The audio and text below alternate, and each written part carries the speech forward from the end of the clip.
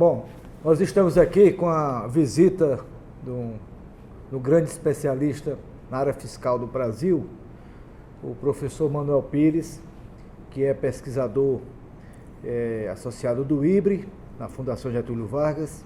Manuel, obrigado aí pela sua presença e aproveitando aqui a sua vinda à Fortaleza, no nosso canal nós estamos explorando aqui muito o tema da Previdência, né? Talvez seja o tema mais importante hoje no país, especialmente na questão fiscal.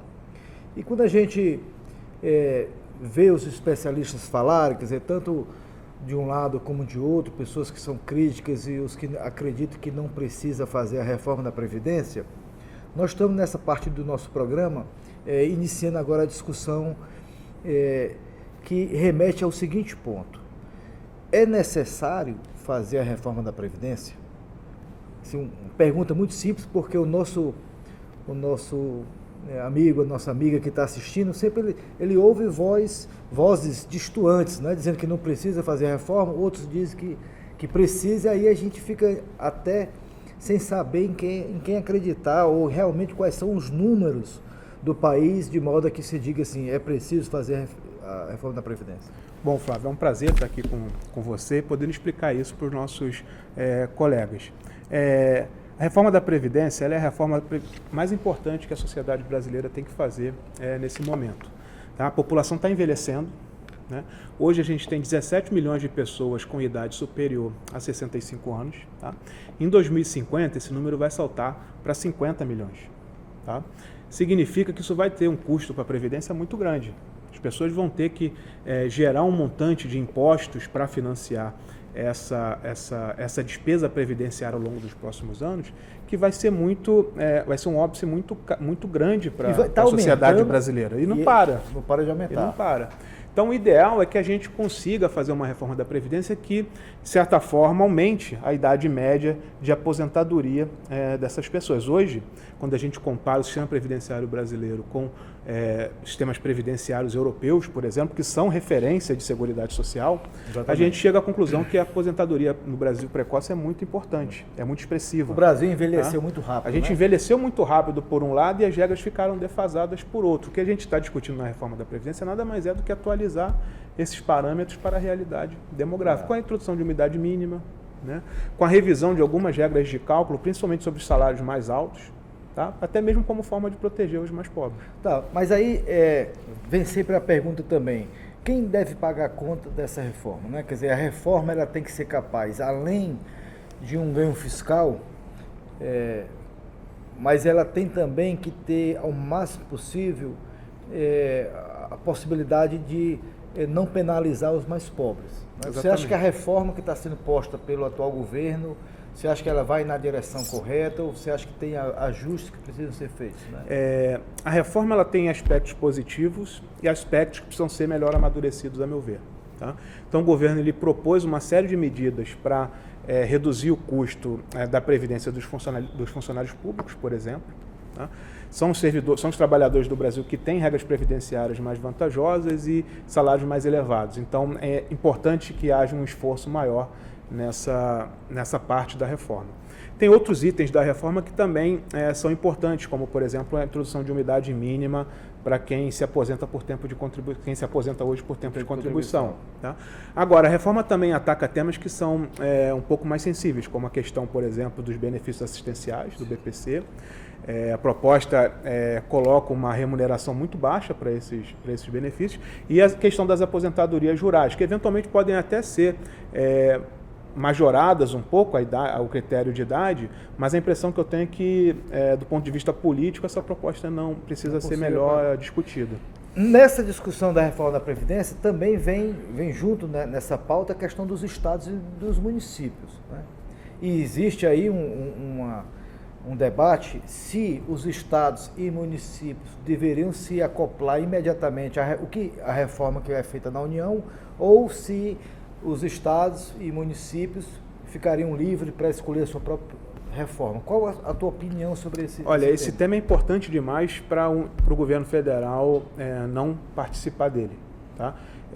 tema dos estados e municípios, ele é uma novidade na discussão previdenciária no Brasil.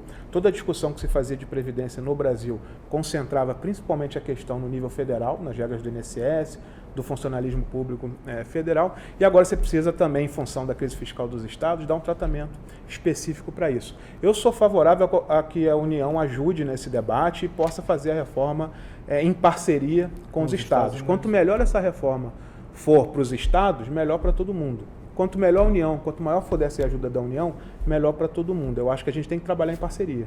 Agora, se olharmos os números na questão do RPPS e o RGPS, quer dizer, o RPPS, nosso amigo já está conhecendo os conceitos, é o regime próprio da Previdência Social, são dos servidores públicos da União, estados e municípios. Nós temos também o RGPS, que é o regime geral da Previdência Social, que é basicamente dos trabalhadores da iniciativa privada. Quais dos dois sistemas ou dos dois programas eles são mais custosos para o país?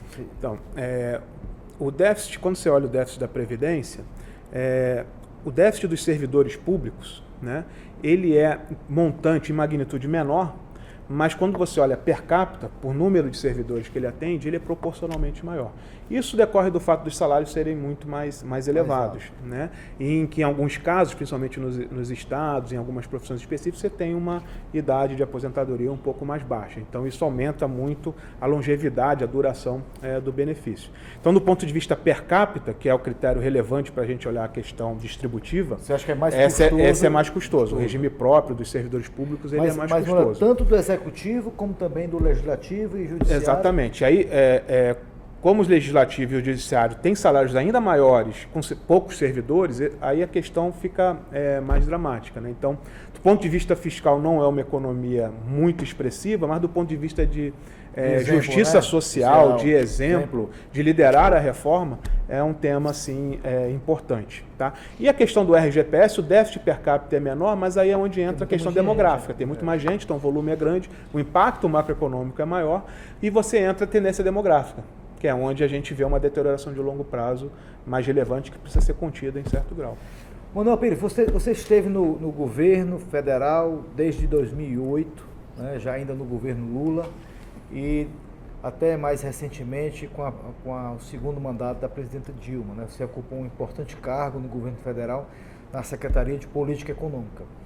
Por que é que vocês não conseguiram, naquele instante, fazer a reforma da Previdência? Quais foram os elementos, vamos dizer, políticos? Porque vocês tinham um desenho de proposta de reforma muito, muito claro. Eu lembro que estava muito bem especificado. Mas qual foi o entrave político que você achou, se é que foi político, não sei, estou aqui apenas colocando, que dificultou ainda no governo Dilma vocês aprovarem a reforma da Previdência? Então, a gente conseguiu fazer uma reforma da Previdência em 2011, ainda no primeiro ano do governo Dilma, que foi a criação da FUNPRESP. Então, foi um fundo de previdência para os funcionários públicos, você instituiu uma previdência complementar. Então, hoje, no nível federal, qualquer funcionário que passa no concurso e começa a trabalhar para o governo, ele vai se aposentar pela regra do teto de INSS e vai ter uma complementação baseada na acumulação histórica dele. Isso é muito importante porque isso resolve o plano de longo prazo. De longo prazo. O que ficou agora é a massa de curto prazo para ser administrada. Pessoas que ainda se aposentam pela regra antiga. Esse é o problema, né? Essa é a questão. E aí, em 2015, a gente começou os estudos para trabalhar essa questão da reforma. Tá?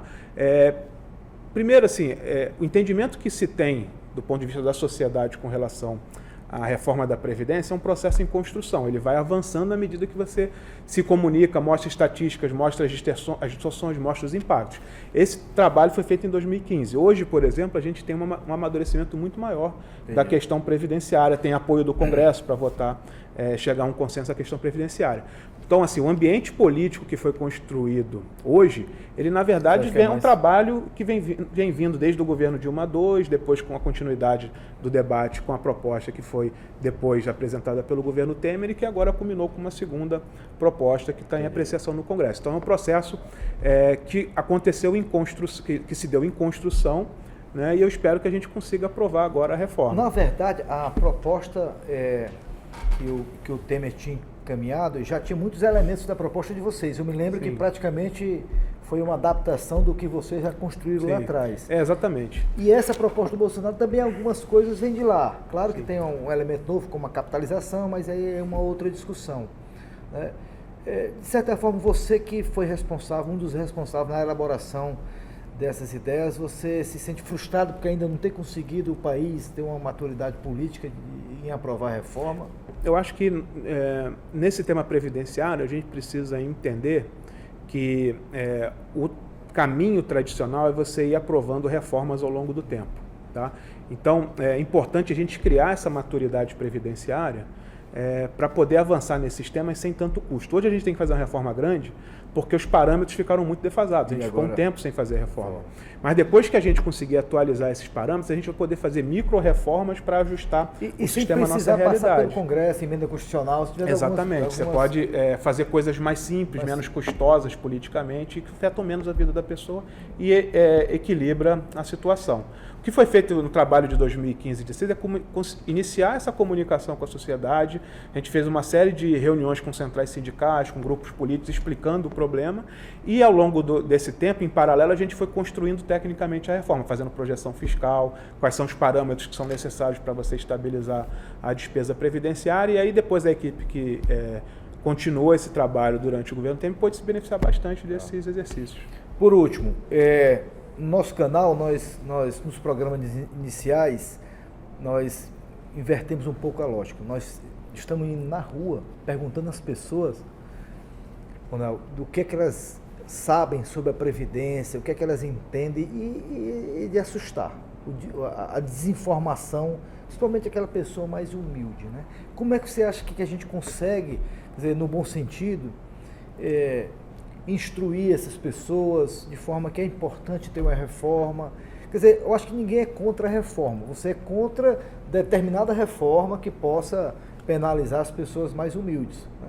Então, assim, a pergunta é como é que você acha que a gente consegue construir, até o seu um termo interessante, essa maturidade previdenciária? O que você acha que precisa, nós economistas, fazermos, né? Porque a gente fica, às vezes, muito entusiasmado com nossos modelos, nossos números, né? Com as teorias, isso é muito bacana, mas assim, ter essa conectividade com a população, que é algo que a gente, eu acho que precisa avançar mais, inclusive o próprio governo, né? Acho que o primeiro caminho é a gente construir um sistema previdenciário que atenda esses desafios de longo prazo, que atenda o objetivo final da Previdência, que é da cobertura social, mas, acima de tudo, ter um sistema previdenciário com regras que sejam relativamente estáveis e simples.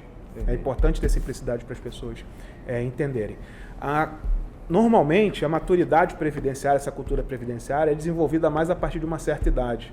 Normalmente é a partir dos 40 anos de idade que as pessoas começam a atentar para essa questão e se interessar por esse tipo de assunto, porque fica mais próximo da realidade delas. Então, simplicidade, informação e discutir essas reformas com a população, acho que são caminhos aí que, de certa forma, eliminam essa insegurança e passam confiança que a população precisa de que o sistema de seguridade social no Brasil vai continuar e vai atender elas quando elas mais precisarem. Ok. Então, agradeço aqui a participação do Manuel Pires, pesquisador do IBRE, no nosso canal, que atualmente nós estamos muito focados na discussão previdenciária. E peço ao amigo das redes sociais que se inscreva no nosso canal, compartilhe, aperte aí no sininho para receber as notificações de novos programas. E um abraço, até o próximo programa. Obrigado.